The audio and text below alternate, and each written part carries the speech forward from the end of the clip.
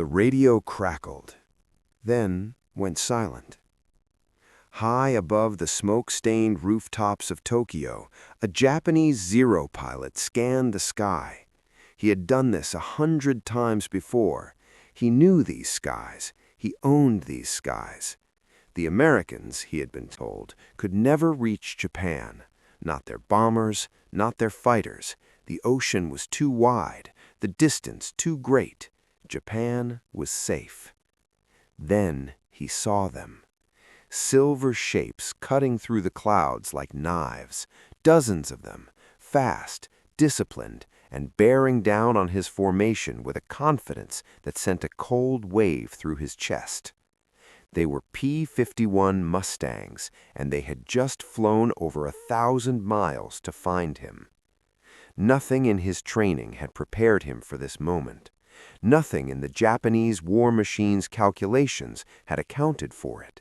Because according to every map, every fuel chart, every strategic assessment made in Tokyo, this was supposed to be impossible.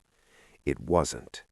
And in the spring of 1945, high above the capital of the Japanese Empire, the sky over Tokyo became the place where the myth of Japanese invincibility finally began to die.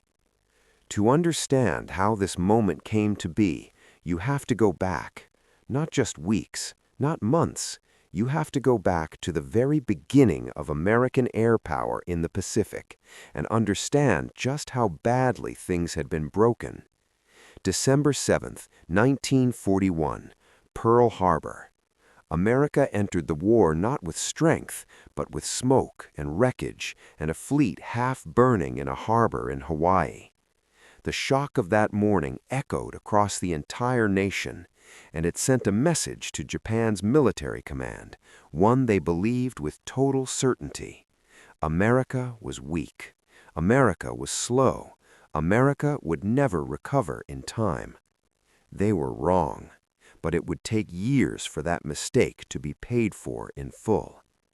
In the months that followed Pearl Harbor, Japan moved fast and with stunning precision. They swept through the Philippines. They crushed British forces in Singapore.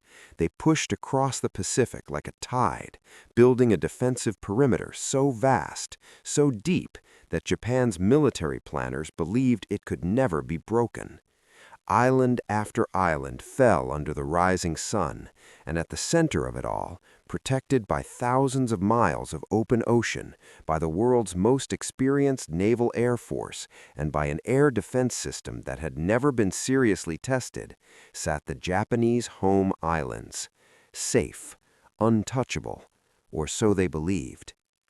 For American pilots and commanders in those early years, the Pacific was a brutal school. Japanese pilots were exceptional. Their aircraft, particularly the Mitsubishi A6M0, was unlike anything the Allies had faced. It was fast, agile, and in the hands of experienced pilots, almost impossibly difficult to fight. American planes early in the war were outmatched. American pilots died learning that lesson at terrible cost. But America did what America does. It studied, it adapted, it built. While battles raged across the Pacific, engineers and designers back home were working with a quiet, relentless urgency that the Japanese military fundamentally underestimated. They were not just building more planes, they were building better ones. They were training more pilots, thousands of them, tens of thousands. They were solving problems that had once seemed permanent. One of those problems was range. This is the problem that defined the air war over the Pacific more than almost anything else. The distances involved were staggering. Unlike Europe, where airfields were relatively close together and missions could be planned over hundreds of miles, the Pacific was a different world entirely. Open water stretching in all directions, islands hundreds of miles apart, targets that no existing fighter could reach and protect a bomber formation over simultaneously. This is why Japan believed its home islands were safe, from fighter escort, Even if America sent bombers, and they eventually did with the massive B-29 Superfortress, those bombers would have to fly without fighter protection. They would be alone, vulnerable, and Japanese pilots, defending their homeland in familiar skies, would tear them apart. It was a reasonable calculation, right up until the moment it was proven completely wrong. The P-51 Mustang had been in development since 1940. It was, by any measure, one of the most remarkable aircraft ever built. Sleek, powerful, and fast, it could reach speeds that made Japanese pilots blink in disbelief the first time they encountered one. But raw speed was not what made the Mustang the weapon that changed the Pacific War. What made it revolutionary was something far less glamorous: a fuel tank. Or more precisely, a series of engineering decisions about fuel capacity and aerodynamics that, taken together, gave the P-51 a combat range no fighter had ever achieved before. When fitted with external drop tanks, additional fuel pods that could be released when they were empty, the Mustang could fly roughly 1,600 miles, round trip. That number sounds like a statistic until you hold it up against a map of the Pacific and realize what it actually meant. It meant that American fighters could now fly from Iwo Jima to Tokyo and back. Iwo Jima, that name carries its own weight. The battle for that 8-square-mile volcanic island in February and March of 1945 was one of the bloodiest engagements in the entire Pacific War. Nearly 7,000 Americans died taking it. Thousands more were wounded. For weeks, the fighting raged through tunnels and bunkers and ash-covered terrain under a sky thick with smoke. The cost was almost incomprehensible. But the reason the Marines were ordered to take Iwo Jima, and the reason they paid that price, was precisely this: location. Iwo Jima sat almost exactly halfway between the Mariana Islands, where American B-29 bases were located, and the Japanese home islands. It was, in strategic terms, the key that unlocked the entire air campaign. Once Iwo Jima was in American hands, engineers went to work immediately. Airstrips were built, fuel was stockpiled, and the P-51s began to arrive. The Japanese knew something had changed when Iwo Jima fell. Their military planners understood the geographic reality as well as any American. They began to prepare. They strengthened their air defenses around Tokyo. They moved interceptor units into position. They urged their pilots, men who had been fighting since China, since Midway, since Guadalcanal, to hold the line one more time. But what they did not fully grasp was how much the balance had shifted. By April of 1945, the American strategic bombing campaign against Japan was already well underway. B-29 Superfortresses, enormous four-engine bombers that represented the absolute cutting edge of American industrial and engineering capability, had been hitting Japanese cities for months. The raids were devastating. Japanese factories were burning. Cities were being reduced to rubble. The human cost on the ground was catastrophic. But the B-29s were suffering too. Flying without fighter escort over Japan, they were vulnerable to Japanese interceptors at altitude and to anti-aircraft fire from the ground. Crews were being lost, planes were going down, and despite the damage being inflicted, the Japanese air defense system, badly battered but still functioning, was extracting a real and painful toll. The arrival of the P-51 Mustangs changed the equation completely. On April 7, 1945, American commanders launched the first long-range fighter escort mission over Japan.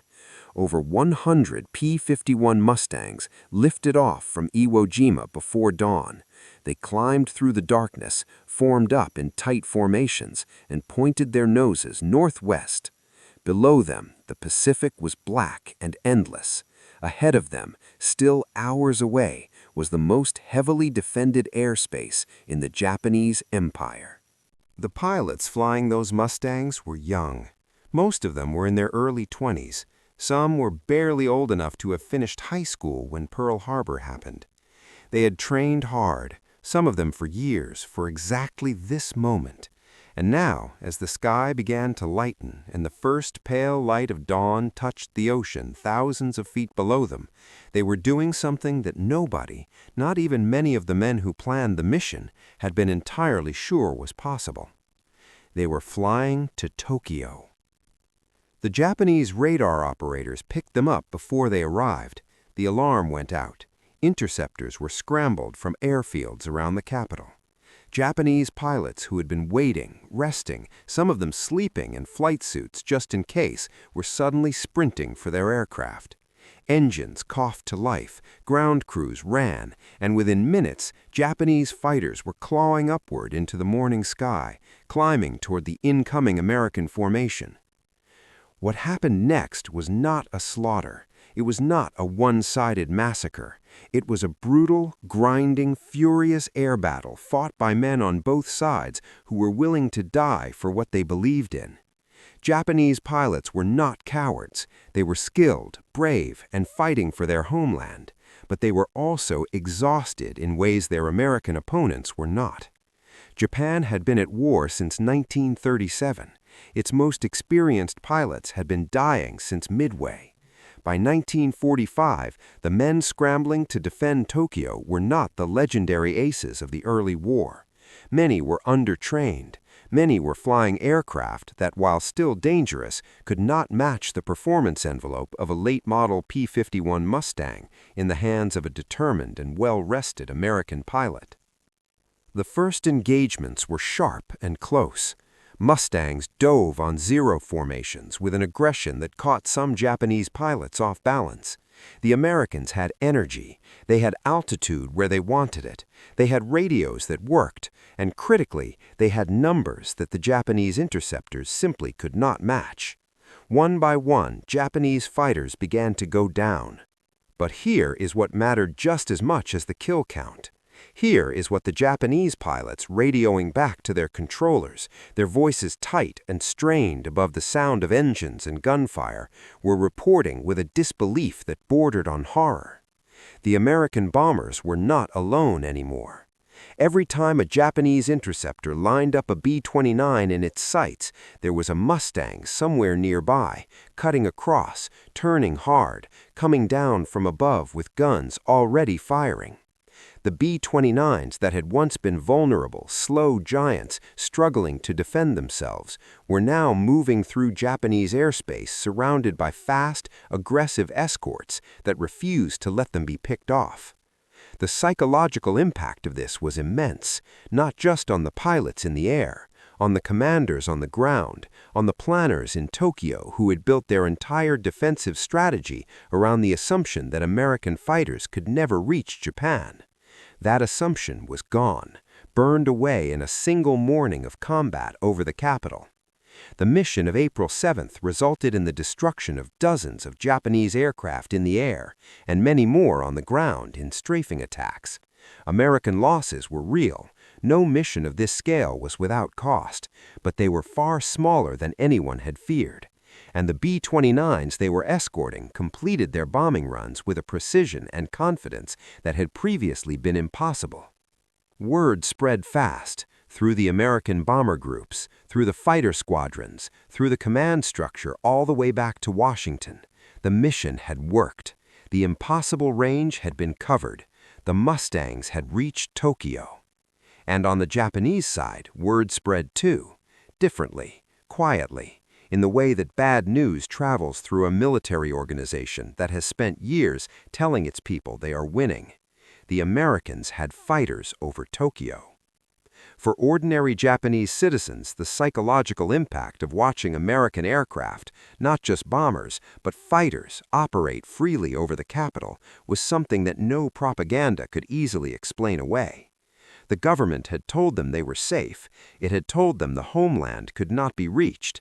Now they could look up and see American contrails cutting across the sky above their city, and they knew something had changed, something fundamental and perhaps irreversible.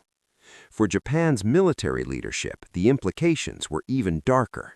The P-51 escort missions did not just improve the accuracy and survival rate of the bombing campaign, though they did both of those things dramatically. They also stripped away the last layer of strategic protection Japan had been counting on. If American fighters could operate freely over Japan, if Japanese interceptors could not prevent the destruction of the country's industry and infrastructure, then the only question remaining was not whether Japan would lose the war, it was how long it would take and what it would cost. The missions continued. Day after day, week after week, the Mustangs flew north from Iwo Jima. The pilots developed routines, rituals, small private habits that young men under enormous pressure developed to manage fear.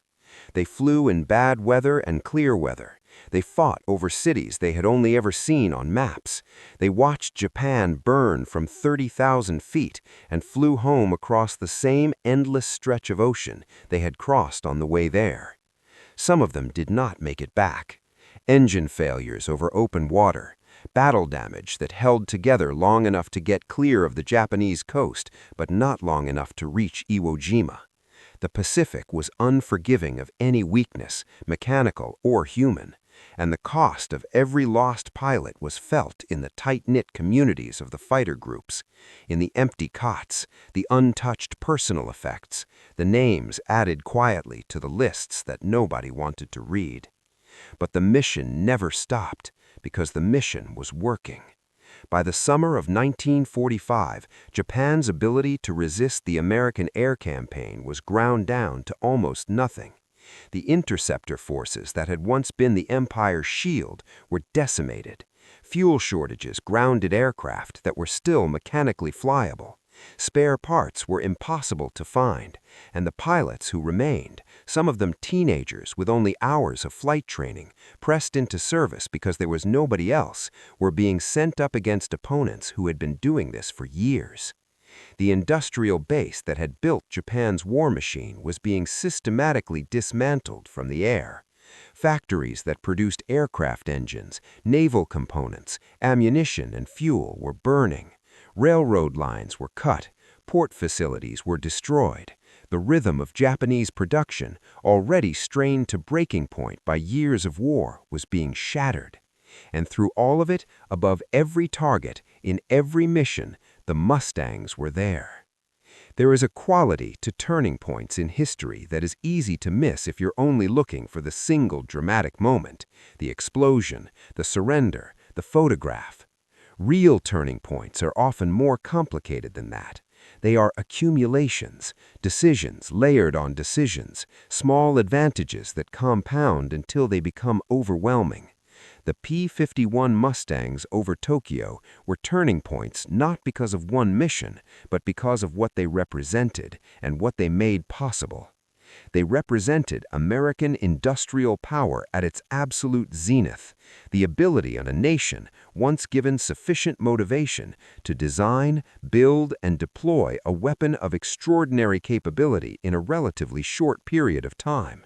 The Mustang was not magic. It was engineering, manufacturing, logistics, and training, all of it working together with a kind of coordinated national energy that the Japanese Empire, for all its military tradition and warrior culture, simply could not match. They represented the collapse of Japanese strategic assumptions. Every plan Japan had made for the defense of the home islands was built on the premise that certain things were impossible. The P-51 made those impossibilities real. And when your strategy depends on something being impossible, and it turns out not to be, the entire structure built on that assumption begins to fall.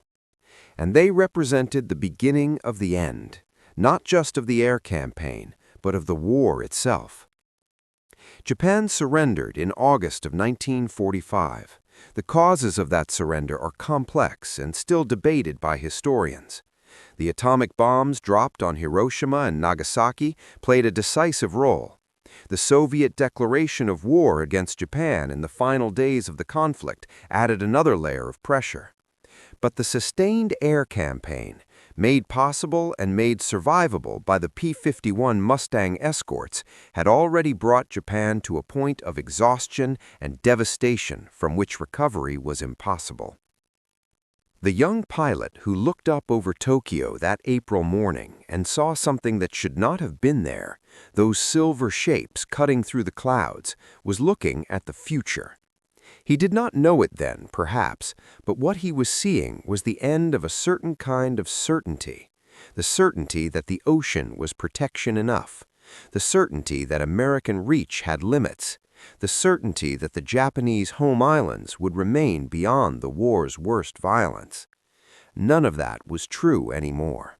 It had not been true for a while, but on that morning, in that sky, above that city, the last pretense of it finally dissolved.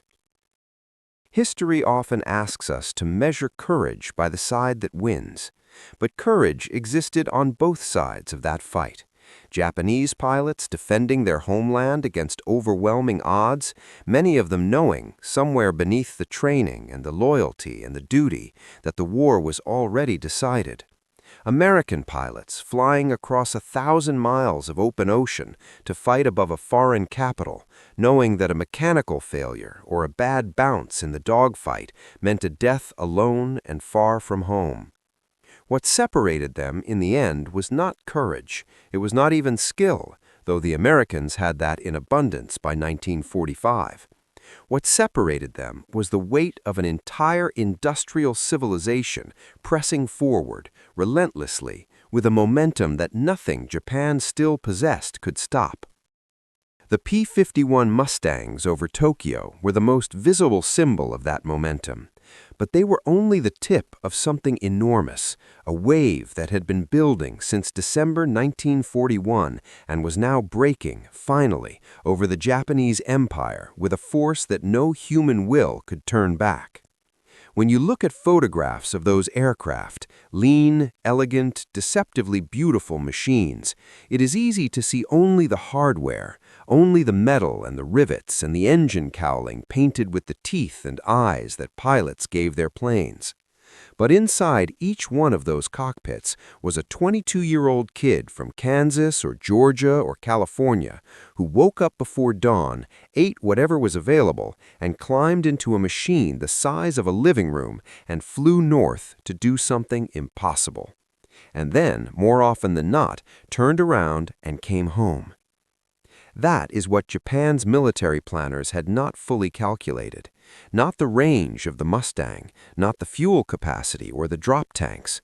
What they had not calculated was the inexhaustible willingness of ordinary American young men to get into those cockpits and go, day after day, mission after mission, until the job was finished. Some wars are decided by generals, some by geography, some by technology. This one was decided by all of those things, but somewhere in the sum of it all, it was also decided by the pilots who flew above Tokyo and proved that no ocean is wide enough and no assumption safe enough when a nation commits itself completely.